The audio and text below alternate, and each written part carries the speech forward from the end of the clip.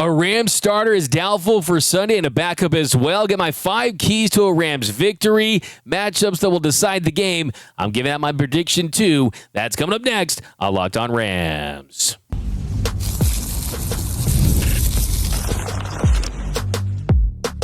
You are Locked On Rams, your daily Los Angeles Rams podcast. Part of the Locked On Podcast Network, your team every day.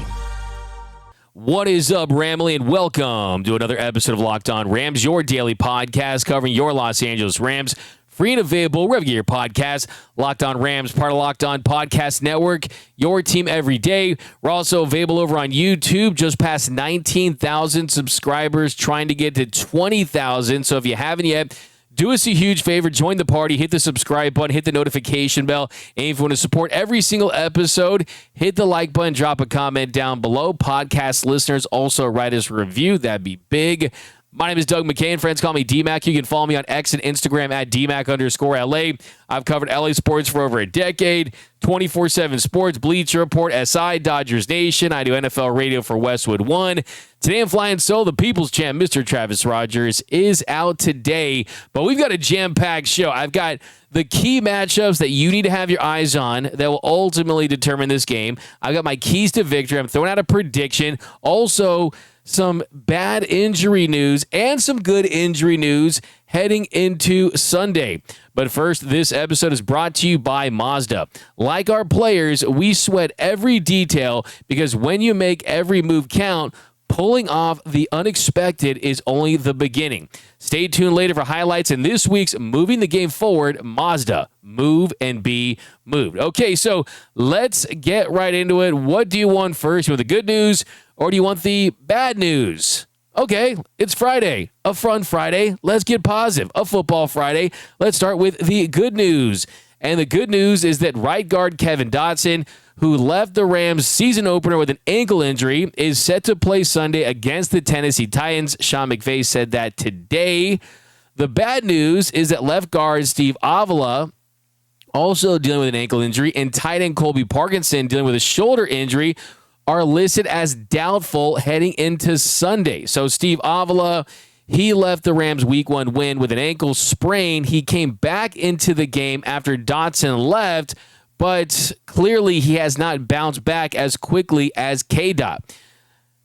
Sean McVay said, quote, "We're not going to truly rule out the possibility of Steve being able to go, but fortunately for us, we have established some depth where we've got some guys that if they need to be able to step up, they've shown that they're more than capable of that." Now, who are those guys that he's talking about? Of course, he did not mention anyone specific, but Bo Limmer, who did a really nice job coming into the game as a very valuable depth piece, he's definitely going to take over at left guard if Steve Avila can't go. And he did a great job doing that in week 1. He went in there. He also moved all over the place. He was in at right guard after Dotson tweaked his ankle. So the versatility of Bo Limmer just really helps this team. And his biggest strength is what he brings in the run game. Bo Limmer actually earned the best run block win rate of any NFL guard in week 1. He also had the highest run blocking grade at his position per PFF. So that's extremely impressive. That doesn't spark the conversation about some type of permanent position change, saying that he's better than Steve Avila or anything like that. But man, when you have a guy that can block that well and help the run game like he did, it definitely makes you feel better when someone like Steve Avila has to miss some time. And that's going to be something to monitor, is the availability for Steve Avila, right? Health is wealth, your best abilities, your availability, you know, all that stuff, cliche, blah, blah, blah. Well, look, bottom line is for a guy that is expected to play and he's young, you want to get a little durability out of him, right? And he started all 17 games as a rookie. Last year, though, he played in 10 games after hurting his knee in week 1.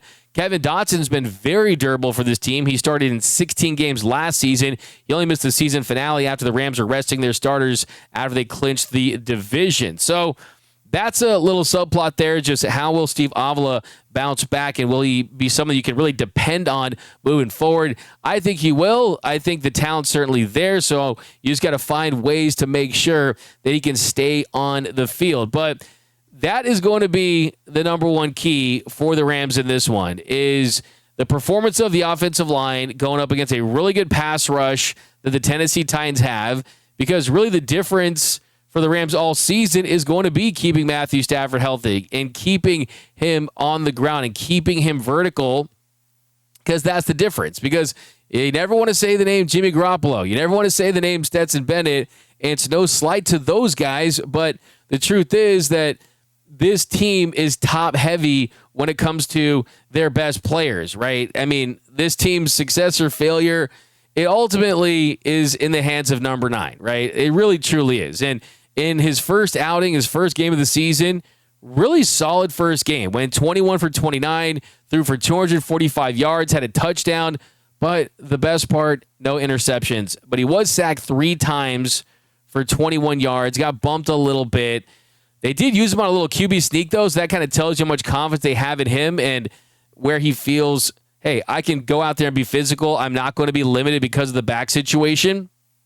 But that definitely is one of the keys. Keep Matthew Stafford healthy, because with a back injury, it just takes one play for something to get tweaked, and then all of a sudden things change. But the Rams are going to be just fine. I really like the fact that they did address the depth. And as Sean McVay said, it really helps you in these situations, because if someone, excuse me, if someone does go down, you have someone to go to. But let's start getting into these keys of the game. And then we're going to get to the matchup. So first big key of the game is you can't have Cam Ward have his coming out party.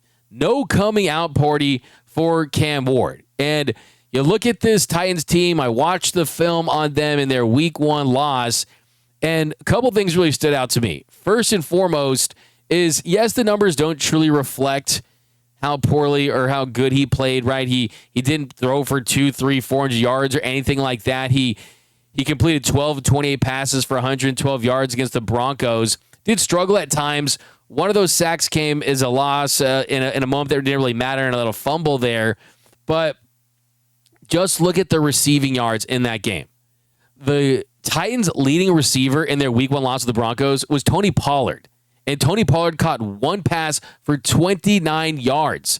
That was the most receiving yards for any Titan in that 20-12 loss. Calvin Ridley was right behind him at 27 yards on 4 catches. So you didn't see explosives. You didn't see big verticals or anything like that. You saw him struggle. And yeah, it wasn't as bad as the numbers looked, but he didn't play great, and you got to keep that up.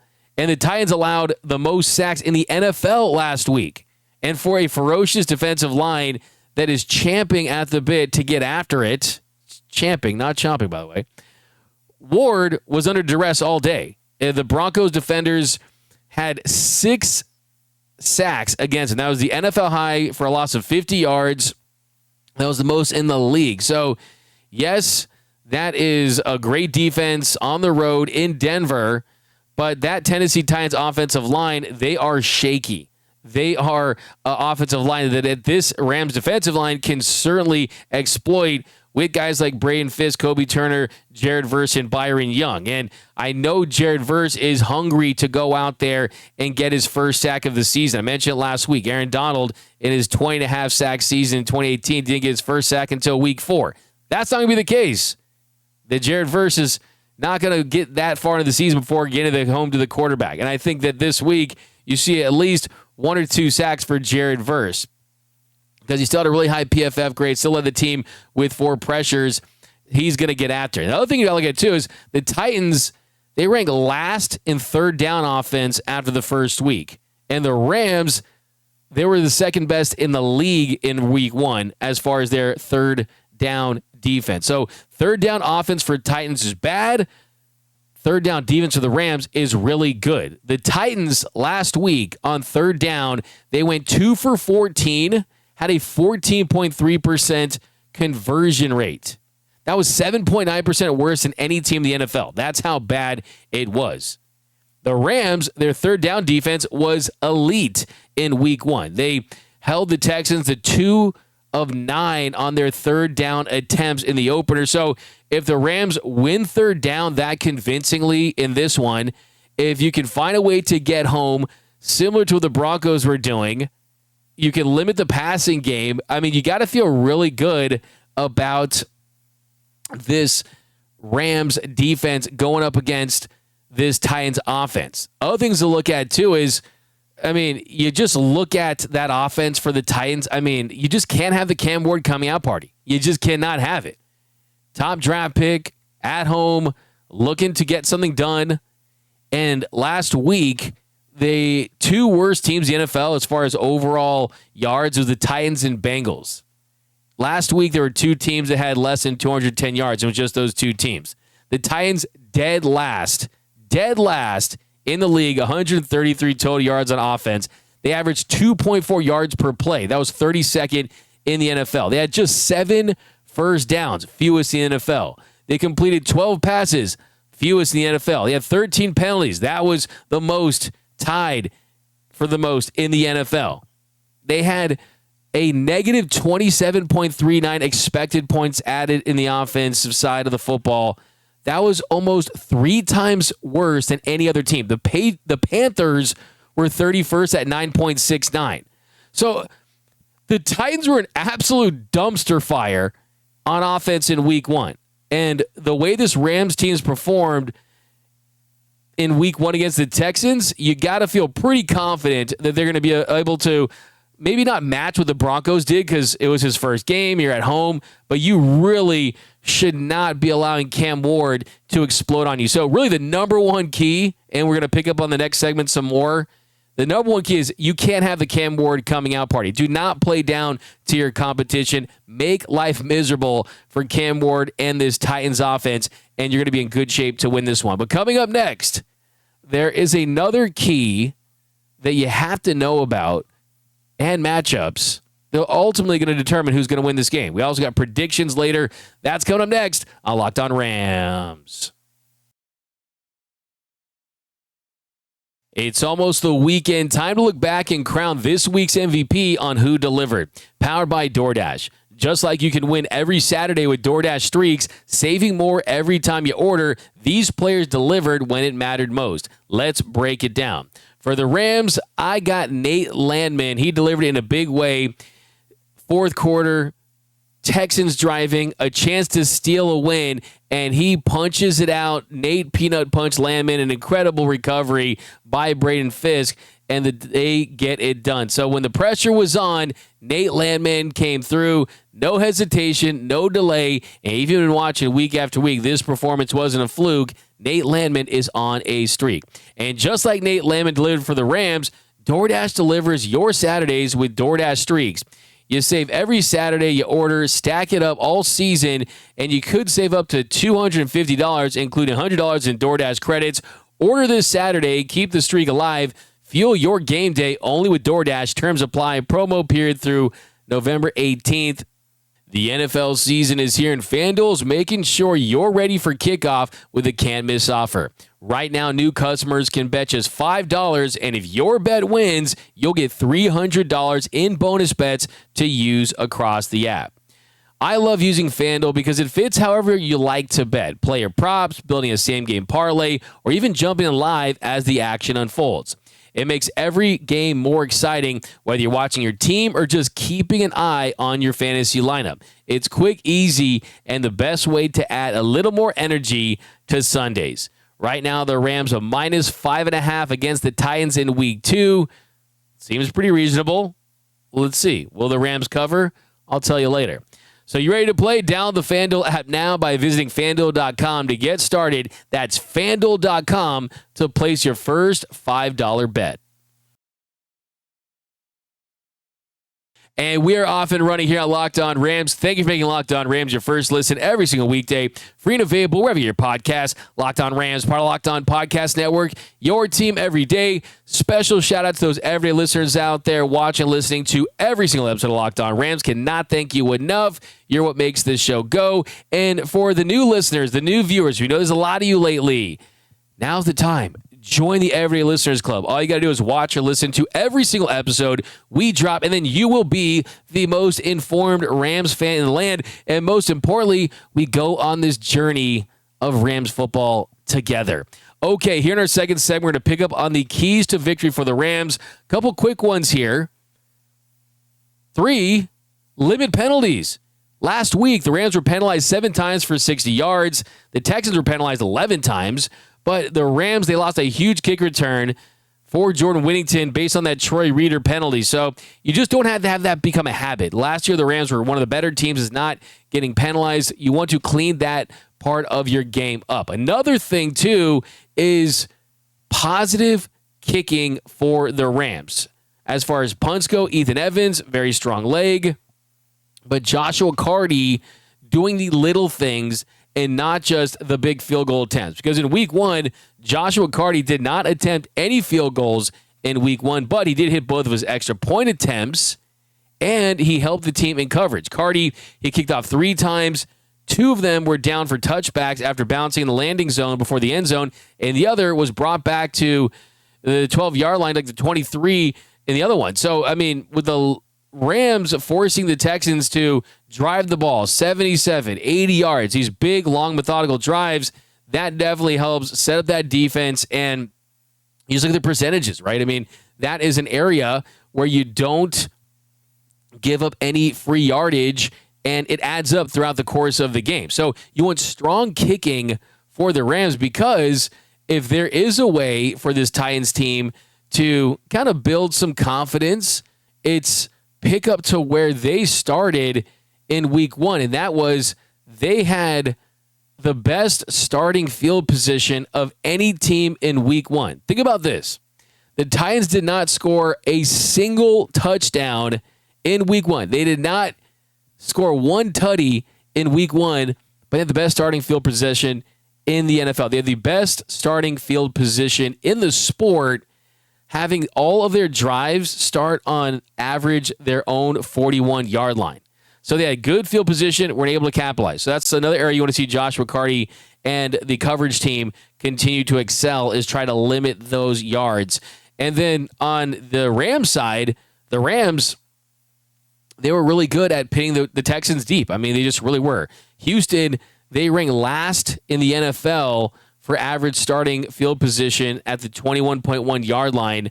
So if you can continue that trend, you can make life that much more difficult for Cam Ward. Okay, let's get to some of these keys as well. And the last big key I've got is I want to see a better performance from the running game. You got to let Kyren Williams go out there and do his thing, and I want to see a much better, more efficient performance from the RBs. Because it wasn't a bad performance. Kyren had 66 yards and a touchdown on 3.7 yards per attempt, but this is a Titans defense that allowed 151 rushing yards in week 1. That's 26th in the NFL out of 32 teams. 133.9 yards per game last year in 2024. That was 25th out of 32 teams.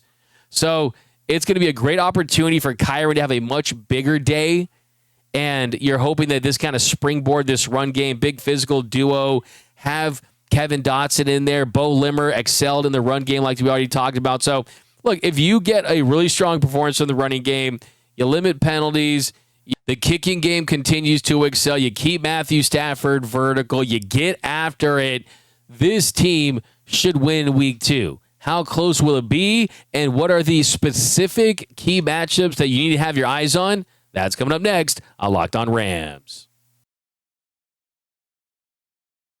And a reminder that today's episode of Locked On Rams brought to you by Mazda. Mazda crafts cars for those who do more than simply move. Mazda delivers confidence with every ride with more IIHS Top Safety Pick Plus awards than anyone else. From footwork to breathe work, athletes sweat all the details. Mazda brings the same intention to how we craft every model. You can feel Japanese craftsmanship in every detail, from the metallic accents to available Napa leather upholstery. You can make everyday drives feel like anything but, from smooth handling to intuitive controls. With all-wheel drive standard in every crossover SUV, you can drive with confidence through almost every season. Like our players, we sweat every detail because when you make every move count, impossible becomes irrelevant. Mazda, move and be moved. And welcome back to Locked On Rams. Thank you for making Locked On Rams your first listen every single weekday. Free and available wherever you get your podcast. Locked On Rams, part of Locked On Podcast Network. Your team every day. Okay, in our third segment, we're going to look at these specific matchups that will ultimately determine the outcome of the game. Now, the first one I want to talk about is cornerback Emmanuel Forbes going up against wide receiver Calvin Ridley. So Forbes was a surprise starter in week 1. He performed well. Their best cornerback really was Ahkello Witherspoon, but due to his size, he's most likely going to be matched up with Alec Iomaner, and I think that is where you're going to see on that side. So it's really going to be up to Forbes to neutralize Ridley because he's the guy they're going to want to get the ball to out of the receivers, and that's his favorite target. That's Cam Ward's favorite target. He was targeted 8 times. He had 4 catches for 27 yards. He had 2 drops. So continue that trend. Just be in his face. Make sure that he's not the guy that gets the game-breaking plays because we know that Cam Ward has been trying to get him the football the most. And if you can stop Ridley, then you can put it Witherspoon in a better situation too, going against Iomaner to try to get that stop as well. So Forbes versus Ridley is one you're going to keep your eyes on. I'm very bullish and excited about Emmanuel Forbes just because the arm length, the nose for the football, he just has this knack for causing turnovers. I like the way he moves out there. He's the one guy that I think has this really high ceiling. And if Ahkello Witherspoon continues this performance, and then Kobe Durant, you can kind of mix in. He doesn't always just have to play on the outside. And you feel really good about 3 cornerbacks in this room, and we'll see what happens with Darius Williams. But, hey, I think the cornerback room is trending in the right direction. A lot of it has to do with Emmanuel Forbes really starting to click, not just for the Rams, but for his entire career, a former first-round pick that the Washington Commanders gave up on and the Rams claimed off of waivers. So a major find, and is a nice test for him. Next matchup, Kyren Williams going up against Cody Barton, the Titans linebacker. So Barton, he had a good game against the Broncos. He had 9 tackles. He had 1 tackle for a loss. He allowed just 16 yards in coverage on 4 targets. Now, you're not going to see the Rams try to go to Kyren Williams in the passing game very much at all. There are some times where they do, kind of towards the end zone, but it's rare. But you are going to have these 2 guys meet. And for Kyren, the big difference between him just having a good, solid Kyren Williams game where he's taking the yards that are there, moving the pile forward, not getting you the explosive plays. Like, look, there's holes that if the hole was there for Todd Gurley, boom, it'd be a touchdown, right? Steven Jackson would be a touchdown, right? Kyren Williams isn't Todd Gurley or Steven Jackson. He never will be, right? He's not that caliber of running back. But for him to have a better game by his standards, making a guy miss is going to lead to getting those extra yards. So making Cody Barton miss occasionally is going to lead to him having a more productive day. You're going to feel better about the results. So he's not a guy that makes guys miss a lot, but the guy that he is going to be tasked with making miss if he's in those situations is going to be Cody Barton because he hasn't missed tackles. Barton missed just 6 tackles for the Broncos last year. So we'll see how that plays out. I think that the offensive line is going to play a big role in having a really good day. Next key matchup is the Rams offensive line that is banged up at the moment, going up against Jeffrey Simmons. Jeffrey Simmons is a beast. He's a dog. This dude looks like he's training to fight Thanos when he's out there. And the last time the Rams faced him, he had the best game of his professional career. He had 9 pressures, 3 sacks, hit the quarterback 4 times, finished with 6 tackles, and the Titans beat the Rams 28-16. He also had a really, really impressive performance in week 1 against the Broncos, had 7 pressures, 1 sack, had 4 QB hits. This guy is a problem. This guy is a wrecking ball. He's a game wrecker. He's a disruptor. And he also had 2 missed tackles. So he could even had a better day last week had he just been better in those tackling situations. But look, he's one of the best defensive players in football. And with Steve Avila and Kevin Dotson a little banged up, Steve Avila doubtful to play, Kevin Dotson is playing. That is going to be one where you can see some really interesting matchups there. And you just need to find a way to hold your own. I think it's about limiting the damage. It's not like you're going to stop him. It's just you want to contain him and limit that damage up the middle because this guy's a beast. So that's going to be one thing to look for. How many times can he get to Matthew Stafford? And will the Rams go to some quick game, go to some screens, some jet sweeps, and get the ball out of Stafford's hands quicker if there is more pressure up the middle? So keep an eye on Jeffrey Simmons because this dude's an absolute beast, and the Rams are going to have to try to contain him. Next one. Now let's get on the offensive side. Puka Nacua going up against Roger McCreary. I don't know if you saw this, but Puka Nacua does this really cool warm-up thing where he has one of his teammates pat him on the shoulders from the back like 3 or 4 times, and he likes it when you do it really hard, like doof, doof, doof, doof, doof, doof, doof.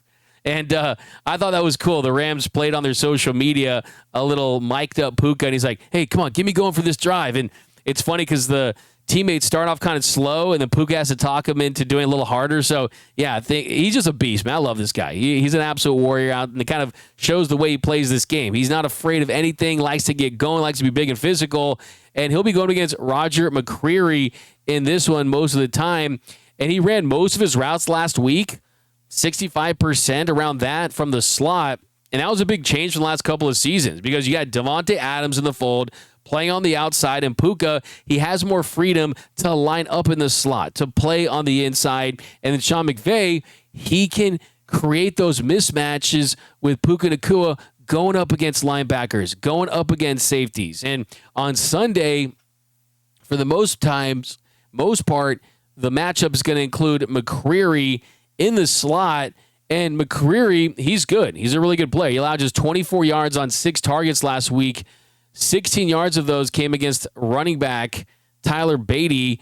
And Puka Nacua, he's someone that, hey, man, you don't care who you put him up against. He's Puka Nacua, right? He's got the matchup advantage against most in this league. So I'm very excited to see what he can do in week 2. And I'm very excited to see what Sean McVay is going to draw up for him because I'm licking my chops, right? I'm doing the Birdman gif, rubbing my hands together, thinking of Puka Nacua going up against linebackers and safeties and just being thrown into some mismatches. Now, next one, outside linebacker, edge rusher Jared Verse versus Titans left tackle Dan Moore Jr. So Jared Verse, he was mostly rushing from the right side against the Texans in week 1, and we could see more of that on Sunday with Moore protecting Cam Ward's blind side.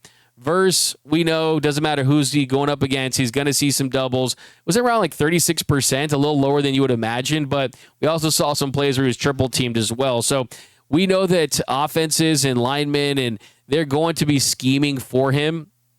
He's going to get extra attention. When you're that good, you always do. You're going to have guards sliding your way. You're going to see some chips, but he can beat double teams. Aaron Donald did it. He's able to do it, and I think that he's licking his chops to get after Cam Ward. And Moore against the Broncos, he had a rough day, the Titans left tackle. He allowed 4 pressures. He had 2 penalties. Verse, I think he's going to have a monster day. I'm thinking at least, I'm going 1.5 sacks for Jared Verse. I think he's going to get after him. We could see 2. Just got to stay disciplined. I mean, he has to stay disciplined. We know that Cam Ward is pretty good at being elusive when the rush kind of breaks down on him. So, yeah, don't get too excited by it. I'm expecting a big day for Jared Verse. But, all right, my prediction in this one, non-biased. I know Rams background, Rams, Nike, quarter zip. I look like I'm calling plays out here. Where's my laminate thing, play calling and things like that. But I've got the Rams winning this one. I've got the Rams winning this one against the Titans. I got 27. I'm changing a little bit. I'm going 27-10. 27-10 Rams in this one. I think the Rams offense is going to have a bigger day. I think the Titans are going to score some points, but I really like what I'm seeing from this defense so far. I think they're playing with a lot of confidence after making the play to end the game last week. Give me the Rams going 2-0, going to Tennessee, and making sure they take care of business down there. And I think it's going to be one of those days where Davante Adams shines too. I like Davante Adams in this one, getting his first touchdown as a Ram. But that's going to do it for this episode of Locked On Rams. My name is Doug McCain. You can follow me on X and Instagram at DMAC_LA. And until next time, whose house? It's Locked On Rams house.